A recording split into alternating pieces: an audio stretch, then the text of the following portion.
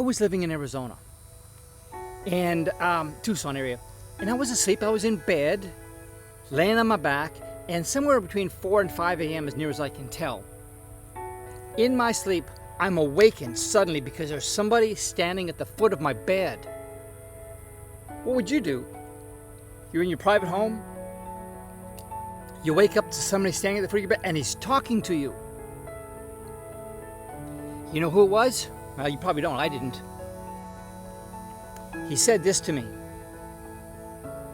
Luke 21:36. Now, honestly, I don't know whether that was Jesus or an angel. I believe it was an angel because I have had Jesus. He has come and stood at my bedside before, and this was different than that. But this, I believe an angel stood at the foot of my bed, and he said, Luke 21:36. And I woke up and I said, what? And he said, Luke 21:36. Now, honestly, at 4:30 in the morning, I'm a little tired. I can't explain or justify what I did. But I thought, why are you telling me this? And I closed my eyes and said, I'm going back to sleep. He said again, Luke 21:36. Now I have to tell you, I didn't know what was in that verse. You probably don't either. You'll be familiar with it once you read it, but I didn't know. And so after that, I think the third time, I just turned over on my side like I'm trying to sleep here.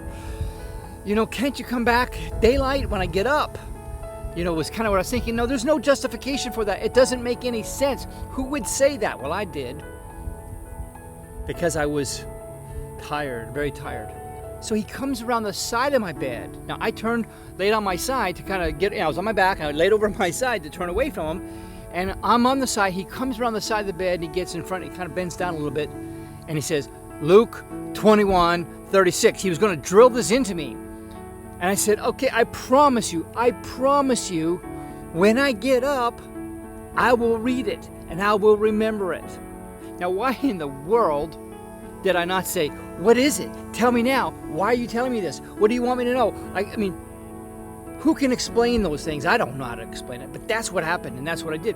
So I went back to sleep, a couple hours later, whatever it was, I don't know, 6, 7, 8 in the morning. No, it wouldn't have been 8, but 6 or 7 in the morning. I woke up and I opened my Bible, went to find it, Luke 21:36.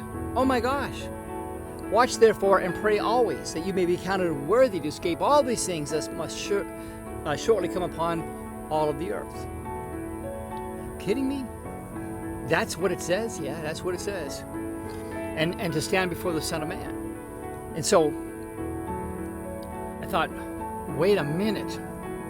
What's going on here? So the context, verse 34, is where the context starts. It says, but take heed to yourselves, lest your hearts be weighed down with carousing, drunkenness, and cares of this life, which is the big one. It is for me, probably is for you. I don't have any friends that are getting drunk all the time, but cares of this life, oh yeah, a lot.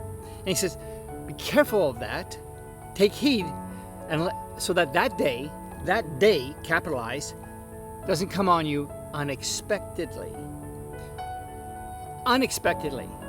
For it will come as a snare on all those who dwell on the face of the entire earth. Watch therefore and pray always, that you may be counted worthy to escape all these things that will come to pass and to stand before the Son of Man.